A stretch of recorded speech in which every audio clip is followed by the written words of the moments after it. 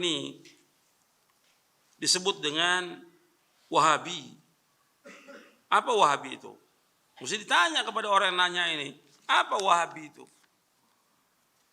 Jadi Wahabi itu digelarkan atau disematkan kepada orang-orang yang berpegang teguh pada Quran dan Sunnah. Mereka sebutkan dengan istilah Wahabi. Sebenarnya nggak pas kalau dikatakan mereka maunya tajdid, yang tokoh yang membawa pertama kali, artinya memperbaiki kerusakan agama ini terjadi pada setiap abad. Mesti setiap abad, kata Nabi SAW, ada orang yang memperbaiki agamanya. Bukan menjawab yang baru, bukan memperbaiki agamanya. Di zaman abad pertama ada Umar bin Abdul Aziz. Di abad kedua banyak, ada Imam Syafi'i, ada Imam Ahmad, ada yang lainnya, ada Bukhari dan segala macam. Di abad ketiga ada lagi yang lain. Abad keempat ada, abad kelima, keenam Syekhul Islam Taimiyah. Abad kedua ada, abad ke-12 yaitu Muhammad bin Abdul Wahhab. Itu tajdid. Pokoknya setiap 100 tahun itu ada orang-orang yang memperbaiki agama. Setiap 100 tahun. Itu sesuai dengan hadis Nabi SAW. Bahwa setiap 100 tahun itu ada orang-orang yang memperbaiki agama. Setiap 100 tahun. Ini mereka berusaha memperbaiki agama. Kan tadi disebutkan bahwa Ahlus Sunnah itu yuslihuna inda fasadin nas. Mereka memperbaiki apa yang dirusak oleh manusia. Jadi mesti ada tajdid. Tajdid ini artinya pembaruan. Orang-orang yang memperbaiki agama ini. Mesti ada, nggak mungkin nggak. Untuk melihat hadisnya di halaman 12.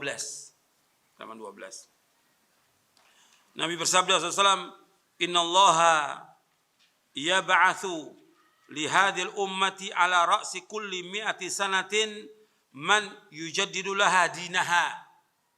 Sesungguhnya Allah akan mengutus untuk umat ini pada awal setiap 100 tahun orang yang mentajdid agama mereka. Hadis sahih riwayat Abu Dawud, Al-Hakim dan yang lainnya dari sahabat Abu Hurairah radhiyallahu anhu. Hadis sahih. Tajdid, jaddada yujaddidu tajdid. Tajdid maksudnya dalam bahasa arti membaharui, maksudnya adalah menjelaskan sunnah dari bid'ah, memperbanyak ilmu dan memuliakan pemiliknya, membela sunnah dan pengikutnya, dan menghancurkan bid'ah dan pelakunya, baik dengan lisan, tulisan, pendidikan dan sejenisnya. Dan ini terjadi ketika sudah berkurang orang yang mengamalkan Quran Sunnah serta banyaknya kesyirikan, kebodohan dan bid'ah. Ini dalam syarah Sunan Abi Dawud, yaitu Aunul Ma'bud, syarah Sunan Abi Dawud. Dan juga dijelaskan oleh Syekhul Islam dalam Majmu' Fatawa Syekhul Islam di juz yang ke-18. Itu maknanya tadi. Nah, di antara mujaddid abad ke-12 yaitu Muhammad bin Abdul Wahhab. Namanya Muhammad bin Abdul Wahhab. Beliau mentajdid agama ini karena di Jazirah Arab sudah banyak kesyirikan. Sudah banyak bid'ah. Syirik dan bid'ah itu banyak sekali sudah. Kuburan yang dibangun luar biasa. Kubah-kubah di atas kuburan luar biasa. Orang datang ke dukun, tukang sihir tambah banyak, bid'ah tambah banyak. Maka beliau datang untuk memperbaiki agama ini. Maka dibersihkan semuanya itu, kesyirikan-kesyirikan. Beliau bersama Muhammad bin Saud yang mendirikan negara Saudi. Mendirikan Saudi Arabia itu karena Saud yang pertama kali. Awalnya di daerah Dir'iyah, kecil, di kampung yang kecil, desa yang kecil. Berkembang terus sampai jadi negara Saudi. Dan ini manfaat. Yang tadinya orang banyak berbuat syirik, orang menyembah kubur, beliau dakwahkan. Yang tadinya banyak perbuatan bid'ah, beliau jelaskan supaya tidak berbuat bid'ah. Ini namanya tajdid, pembaruan. Dan yang mengatakan beliau mujaddid itu para ulama, bukan orang awam pendongeng. Kalau yang mencela bang banyak yang mencela. Kita bicara orang yang menjelaskan bahwa ini seorang soleh, orang baik. Taunya dia orang soleh, taunya orang baik Muhammad bin Wahhab ini. Dari mana? Dari bukunya mereka. Kan kita tahu, seperti kita tahu Imam Syafi'i. Dari mana kita tahu Imam Syafi'i?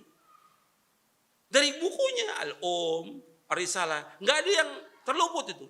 Kita mengetahui orang itu ulama baik atau tidak dari karyanya. Bukunya, kitabnya. Kita tahu Bukhari dari bukunya, Imam Bukhari. Begitu terus. Makanya ketika orang ingin mengetahui orang itu dia baik atau tidak, bagaimana? Apa yang ditinggalkan? Bagaimana penjelasan ulama? Nah, para ulama bukan ratusan lagi, ribuan ulama dari zamannya beliau sudah dipuji oleh yang sezaman dengan dia, di antaranya Imam Al-Amir As-San'ani dari Yaman. Kemudian Asy-Syaukani memuji Muhammad Wahab. Kemudian setelah itu Rashid Ridha memuji dalam majalah Al-Manar. Semua ulama ini sampai ahli hadis pada zaman ini Syekh Al-Albani rahimahullah dalam tulisan-tulisannya memuji Syekh Muhammad Wahab. Begitu juga Syekh Muhammad Al-Ansari dan banyak lagi ribuan ulama seluruh dunia memuji. Artinya ini dari kitab-kitab yang kita ketahui bahwa dia adalah orang soleh, orang baik. Tapi karena mengembalikan orang kepada Quran, Sunnah, menghilangkan kepercayaan kepada kesyirikan, kubur-kubur yang disembah oleh manusia, kemudian juga bid'ah-bid'ah yang dilakukan oleh manusia supaya mengikuti Sunnah, nggak senang. Yang pertama kali nggak senang, iblis nggak senang. Yang kedua orang-orang kafir nggak senang. Yang ketiga kuburiyun, para penyembah kubur nggak senang. Yang keempat ahlul ahwa, ahlul bidah nggak senang. Nah sekarang bagaimana supaya menjauhkan orang, sebagaimana kata Ibnu Qayyim, menjauhkan orang dari pemahaman yang benar ini? Apa yang pasti disematkan? Wahabi. Wahabi sematkan nggak pas. Karena namanya Muhammad bin Abdul Wahab, mestinya Muhammadi. Kalau nisbahnya mesti Muhammadi, bukan Wahabi. Tapi karena ada kelompok yang sesat pada abad kedua Hijriah. Ada kelompok sesat namanya Abdul Wahab bin Abdurrahman bin Rustum. Abad kedua Hijriah. Ini kelompok Khawarij yang mengkafirkan penguasa, mengkafirkan kaum muslimin.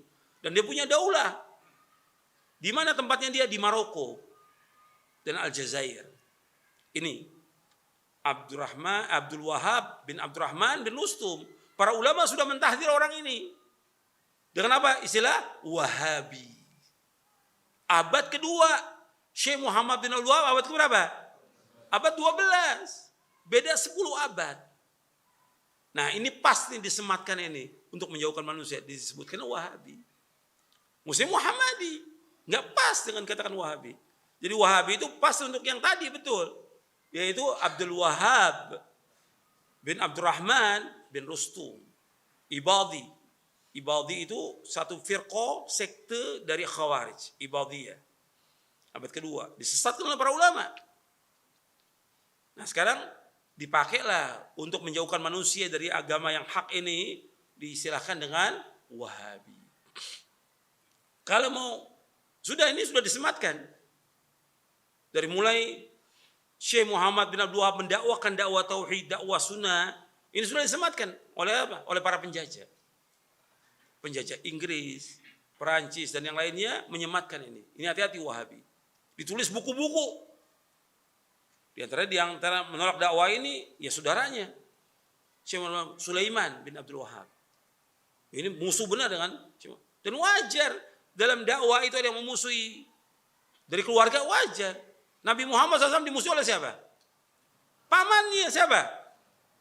Yang pertama yang Allah abadikan dalam Al-Quran masuk neraka siapa? Abu Lahab. Terus Nabi dakwah terus Abu Lahab mengiringi dengan istrinya. Jangan ikuti dakwah ini. Nah sekarang kalau Syekh Muhammad ada saudaranya Sulaiman itu memusuhi sampai menulis buku tentang sesatnya. Enggak ada masalah dalam dakwah. Enggak bisa jadikan panutan orang sesat orang ini. Sulaiman ini menyimpang dari pemahaman yang hak ini. Enggak bisa dijadikan dalil. Atau ulama-ulama yang lain yang sesat juga, tokoh-tokoh al-bidah yang mengatakan Syekh Muhammad ini bukan mujaddid, sesat. Ya enggak usah diambil. Orang sesat kok. Yang kita ambil bagaimana beliau ini menjelaskan tentang akidah yang benar. Mengikuti Quran Sunnah pahmi salaf. Dilihat dari bukunya. Ushulul Thalatha, Kitab Tauhid, Kasyfus Syubuhat, dan yang lainnya. Dari kitab beliau semuanya benar. Sesuai dengan Quran Sunnah. Jadi memang dari orang-orang yang benci kepada Quran Sunnah itu menuduh dengan apa? Wahabi. Seperti sekarang kita mengajak orang pada Quran Sunnah. ala fahmi salaf, itu dikatakan oleh mereka Wahabi. Dikatakan sesat. Ini kan tuduhan, nggak ada bukti, nggak ada hujah. Yang kita bawa dalil dari Quran Sunnah. Karena mereka nggak punya hujah. Kalau kita lihat, kita berusaha mengembalikan orang kepada kebenaran. Sampai Soekarno aja di dalam bukunya di bawah bendera revolusi mengatakan bahwa yang dikatakan Wahabisme itu adalah punya jasa yang besar dalam mengembalikan manusia kepada keaslian dan kemurnian Quran dan Sunnah. Menjauhkan semua kesyirikan, menjauhkan semua bid'ah dan menjauhkan semua takhayul. Itu dalam kitabnya. Beliau menyatakan bahwa Wahabi punya jasa yang besar terhadap agama ini, mengembalikan manusia kepada kemurnian agama ini, Quran dan Sunnah. Nah, kemudian kita dituduh dengan apa? Dengan Wahabi. Ya, ini nggak benar yang nuduhnya. Gitu. Tuduhan ini apa? Untuk menjauhkan manusia dari Quran dan Sunnah.